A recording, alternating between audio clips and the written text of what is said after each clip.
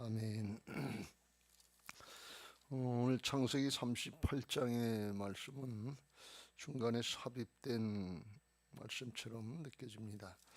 37장 끝에 요셉이 이제 형들에게 미움을 사고 미디안 장사들에게 팔려서 애굽으로 팔려가서 36절 바로의 신하 친위대장 보디발에게 팔았더라 그랬고, 39장 1절에 보면 요셉이 이끌려 애굽에 내려가며 바로의 신하 친위대장 애굽 사람 보디발이 그를 그리로 데려간 이스마엘 사람의 손에서 요셉을 산이라. 그래서 그렇게 연결되는 건데, 38장에 이제 유다와 며느리 다말 간에 있었던 사건을 여기 끼워서 말씀하고 있습니다. 그 이유를 여기서 1절에 보면 알 수가 있는데, 그 후에 유다가 자기 형제들로부터 떠나 내려가서 아둘람 사람 히라와 가까이 하니라. 이게 무슨 말씀인 거면, 이 요셉을 팔 때 서로 이제 죽이자고 그랬다가 37장에 보면 그 다음에 르우벤이 구덩이에다 쳐놓자, 죽이진 말자, 구덩이에 쳐놓아서 거기서 굶어 죽든지 하게 놔두자. 그러다가 26절에 유다가 그러지 말고 대상들, 미디안 대상들에게, 장사꾼들에게 팔아가지고 애굽에 종으로다 노예로다 팔자. 그래서 그걸 누가 제시했는 거면 유다가 얘기를 했어요. 그리고 형제들이 그렇게 하자고 따라서 팔아버렸단 말이죠. 그리고 자기 아버지한테는 요셉이 죽었다 그리고 수디엄소를 죽여서 피를 발라가지고 채소옷을 갖다 주고서 속였어요. 그리고 살래니까 얼마나 마음이 불편하겠어요. 자기 형제들끼리도 같이 살면서 이거 어느 때 10명 중에서 한 사람이, 베냐민 빼고서 10명 중에서 누가 그 죄진 것들 그걸 우연히 얘기할 수 있잖아요. 또 서로들 이제 딸력이 있어서 그건 당신이 했다, 누가 했다, 네가 했다 했잖냐, 뭐 그렇게 핑계대고 그럴까봐 늘 마음에 죄책감이 있는 거예요. 죄의식에 사로잡혀 있는 거예요. 그러니까 형제들하고 같이 사는 게 힘들고 집에서 아버지하고 같이 사는 게 힘들다면, 아버지한테도 속였잖아요. 짐승에 물려 죽였다고 속였으니까 거기서 살다간 제명에 못 살 것 같으니까 그래서 그 형제를 떠났다. 집을 떠나서 그 다음에 또 이제 사건을 일으키는 걸 볼 수가 있어요. 이게 우리 인생들의 모습인데, 율법적인 신앙의 한계인데, 우리가 복음을 믿고 죄책감에 사로잡혀 있는 사람이 아니라 죄악으로부터 자유함을 얻은 복된 신앙들 하시길 주의 이름으로 축원합니다. 진리를 알지니 진리가 너희를 자유케 하리라 그랬어요. 이거는 율법적인 신앙하면 자기가 그 죄값을 대신하고 그걸 값을 갚아야 되는 것 같은 그런 죄책감이 있으니까, 이거는 요셉은 애굽의 노예로 팔았고 죽었는지 사는지 알 수 없으니까 어떻게 할 수가 없다. 평생 그건 해결할 수 없는 거예요. 근데 하나님 앞에 복음의 시적인 신앙은 주께서 우리의 죄악을 담당하시고 대신 죽어주셔서 죄값을 대신했다고 하는 걸 믿으면 성령께서 함께 하시는 역사가 있는 것을 믿으시기 바랍니다. 그래서 믿음으로 해결받는다, 구원받는다 그런 뜻이에요. 근데 행위로 구원받는 게 아니라 믿음으로 구원받는다 하는 것이 복음인 줄로 믿습니다. 우리는 그래서 복음적인 신앙을 해야 될 줄로 믿습니다. 평생 이게 알게 모르게 죄책감에, 죄의식에, 무슨 부담감에 사로잡혀서 그렇게 살기가 쉽다 말이죠.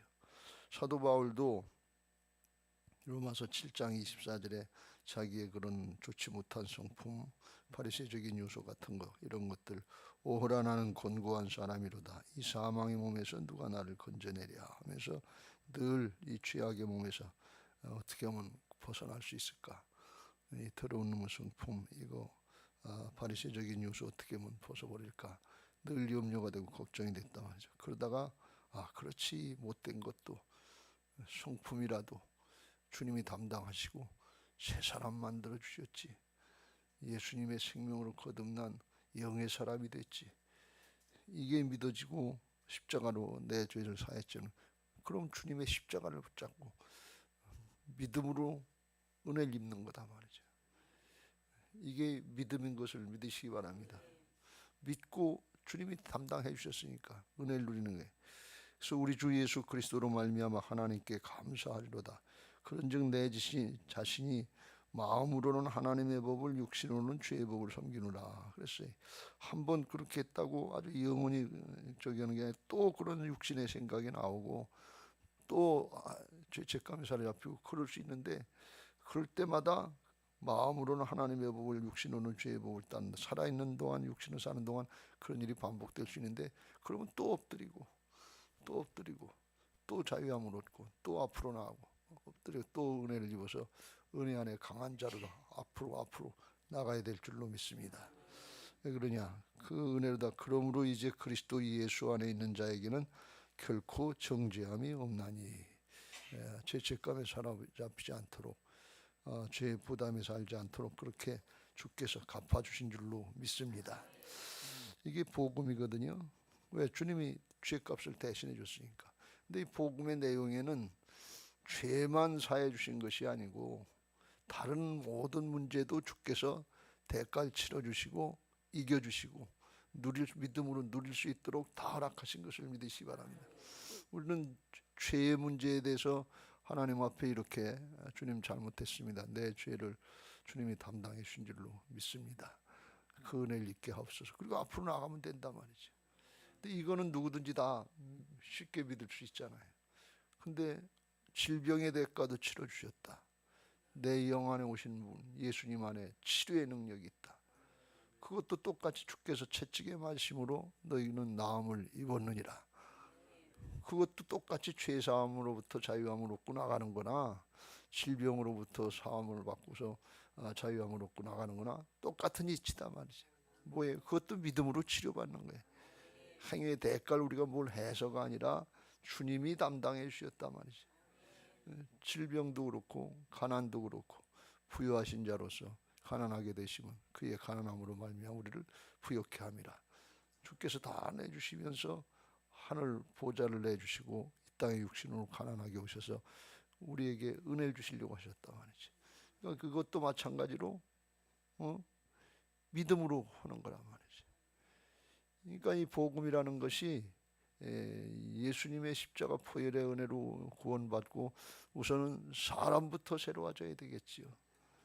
사람부터 존재의 축복을 누리고 하나님의 자녀로 하나님의 일꾼으로 그렇게 이제 살아가는 존재의 축복을 누려야 되는데, 하나님의 자녀 하나님의 일꾼으로 되고 복음의 은혜를 입으면 갈라디아에서 나오는 것처럼 아브라함에게 주셨던 복이 우리에게 다 저절로 임하는 것을 믿으시기 바랍니다.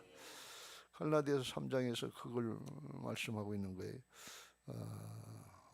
구약에는 아브라함이 믿음의 조상이 돼서 아브라함에게 믿음 지키고 모든 복을 받을 수 있도록 자손들에게 열어주셨는데, 그 예수님도 육신적으로 보면 아브라함의 자손이란 말이지. 그럼 예수님도 그 은혜를 입었는데 예수님을 받아들이면 예수님 안에 아브라함의 복이 다 있는데, 그게 하나님이 우리 인간에게 주시려고 하시는 복인 것을 믿으시기 바랍니다. 하나님의 형상이 회복되면 그 은혜가 우리에게 임하는 줄로 믿습니다. 갈라디아서 3장 9절 그러므로 믿음으로 말미암은 자는 믿음이 있는 아브라함과 함께 복을 받느니라. 아브라함도 믿음으로 복을 받은 거예요. 하나님을 믿으니 하나님이 그를 의로 여기시고, 의로 여기셨다는 건 뭔가 하면 죄악된 존재들 아니야. 죄악의 무거운 짐에 억눌려서 살다가 죽을 수밖에 없는 거, 그거 주님께서 다 담당해 주시고 하나님의 좋은 것을 다 가지고 오시고 우리 안에 들어오신 것을 믿으시기 바랍니다. 그게 아브라함의 믿음으로 이야기하면 죽은 자를 살리시며 없는 것을 있는 것 같이 부르신, 바랄 수 없는 중에도 바라고 믿을 수 있는 그 믿음이 있는 거예요. 그러니까 하나님께 대해서 믿음이 막힌 게 없다는 말씀이에요. 그냥 문자대로 전능하신 하나님이시니까, 사랑의 하나님이시고 은혜의 하나님이시니까 그렇게 믿고 그 믿음대로 나가면 그렇게 된단 말이지. 그게 부활신앙인 것을 믿으시기 바랍니다. 하나님의 주권을 인정하고 전적으로 주님의 말씀을 따르고 순종하려고 할 때 아브라함에게 역사하셨던 그 역사가 우리 안에서 오신 예수님으로 말미암아서 그런 은혜를 누리게 하시는 줄로 믿습니다. 이게 복음의 원리고 우리의 신앙의 원리인데 이걸 우리가 정말 머리로는 아는데 믿음으로 잘 누리지 못할 때가 너무 많잖아요. 그러니까 죄사함 받았다고 하는 거는 누리는데 그것도 못 누리는 사람이 있긴 하지만 그거는 그래도 쉽게 받아들이는데 다른 문제들도 마찬가지로 아브라함처럼 그렇게 받아들이는 거 누리는 거 이건 쉽지 않단 말이죠. 그것도 누리시길 주의 이름으로 축원합니다. 한꺼번에 안 되더라도 그걸 선포하고 나는 하나님의 자녀입니다. 나는 하나님 나라의 상속자입니다. 나는 그리스도의 좋은 군사입니다. 선포하면서 그렇게 믿음으로 살려고 그러면 부족하지만 모자라지만 그게 점점 되지는 은혜가 있는 것을 믿으시기 바랍니다. 믿음으로 된다는 뜻을 우리가 잘 알아야 돼. 행위로 결과로다, 노력의 결과로다 되면 그건 율법적인 거고 그렇게 하려고 그러다가 사람들은 이기려고 그러다 죄에게 또 지는 거예요. 에이 난 안 되지, 또 그렇지. 그리고 또 나자빠지는 거예요. 근데 이게 믿음으로 믿고 그렇게 나가는 거예요. 다 이뤄 놓으신 거예요. 내가 다 이루었느니라. 내가 다 이기었느니라. 내가 너와 함께 함이니라. 내가 너를 통해 나타내기를 원하는 신이라. 그렇게 믿고 나가면 내 자신도 조금씩 마음도 바뀌고 거기에 따르는 이제 내 믿음대로 될지어다 그랬으니까 하나님이 이미 다 이루어놓으신 복음의 능력이 우리의 영과 혼과 몸에 미치고 주변의 사람들에게까지도 퍼져나가는 은혜가 있을 줄로 믿습니다.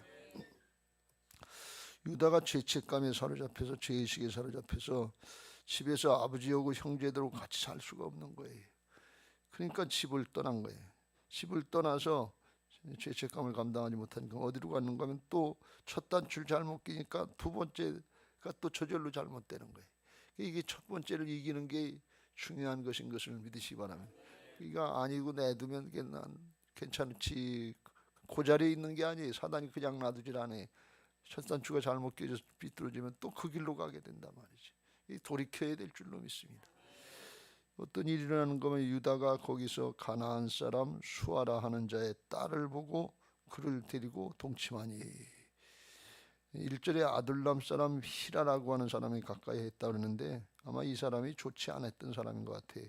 이 사람이 유혹에 빠져서 가나안 사람 수아라고 하는 자의 딸과 동침하고 결혼해서 사는 건데 아버지 허락도 없이 가나안 사람하고 그냥 살았단 말이지.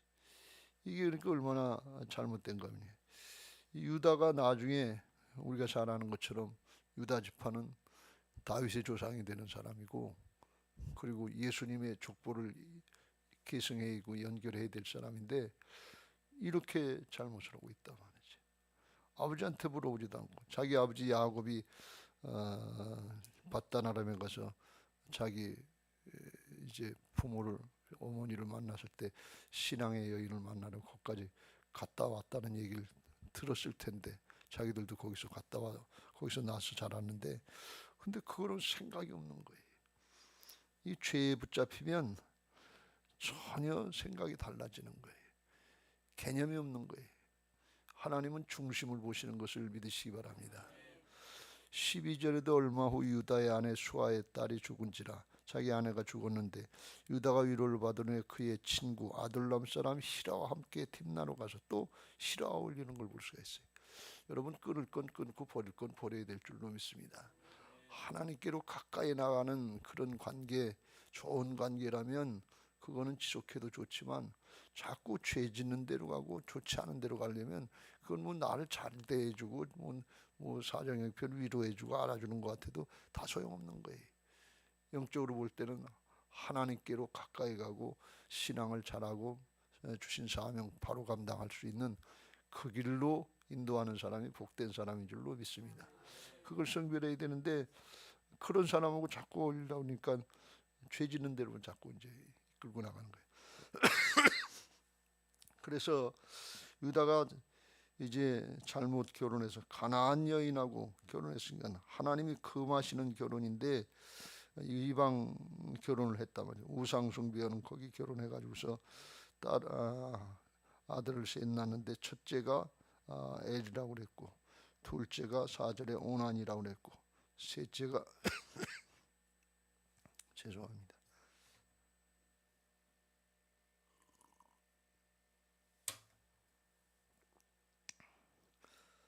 셋째가 셀레라고 그래서 세 딸을 낳는데 5절 끝에 보면 셀라를 낳을 때 유다는 거십에 있었더라. 그래서 떨어져 살았다는 거예요. 그러니까 그 관계도 별로 좋지 않았다 하는 것을 말씀하고 있어요. 이와 같이 첫 단추를 잘못 끼면 두 번째, 세 번째 이렇게 되니까 이게 문제가 커지는 거지요. 우리가 구약의 신앙을 하는 사람들이 아니고 이제 신약의 새 언약의 복음적인 신앙을 하는 사람들이니까 어떤 문제든지 하나님 앞에 아뢰고 죄를 자백하고 고백하면 주께서 보혈로 씻어주시고 깨끗하고 정결하게 해주시는 것을 믿고 바른 길로 돌아와야 될 줄로 믿습니다. 말씀 듣고 우리가 교훈 삼아야 될 줄로 믿습니다. 하나님의 말씀을 갖다가 잘 듣고 의로 교육하기에 유익하다고 그랬으니까 잘못 나간 건 책망의 말씀으로 듣고 돌아오고 또 바른 길로 나가서 말씀으로다가 온전한 사람이 되어야 될 줄로 믿습니다. 말씀이 하나님이시라고 그랬으니까 말씀을 받을 때 내 문제 해결책으로 정도라 받지 말고 그 말씀으로 하나님을 만난다 이렇게 생각하시고 그 말씀 앞에 청종하려고 할 때, 듣고 따르려고 할 때 하나님이 함께 하시는 역사가 아브라함에게 있었던 것처럼 있게 하실 줄로 믿습니다. 이렇게 해서 이제 문제가 끝났으면 좋은데 또 그 다음 문제가 생기는 거예요. 계속해서 문제가 생기는데 6절에 유다가 장자 엘을 위하여 아내를 데려오니 그의 이름은 다말이더라. 이 여인도 아마 가나안 여인이었던 것 같아요. 그런데 다말이라고 그랬는데 야곱의 딸도 다말이 있지만 여기 다말이고 나중에 다윗의 딸도 다말이라고 하는데 다말이라고 하는 이름이 좋은 건지 그걸 자꾸 갖다 썼는데 다말이라 그랬는데 이 여인은 가나안 여인이라도 믿음이 좋은 하나님 편에 서려고 했던 여인인 것 같아. 시집 와서 이 집안이 어떤 집안인지 그 대를 잇고 하나님을 섬기는 영적인 언약의 계승을 해야 될 집안인 거 그걸 아는 것 같아.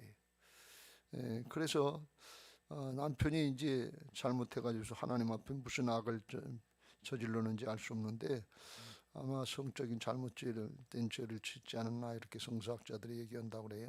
7절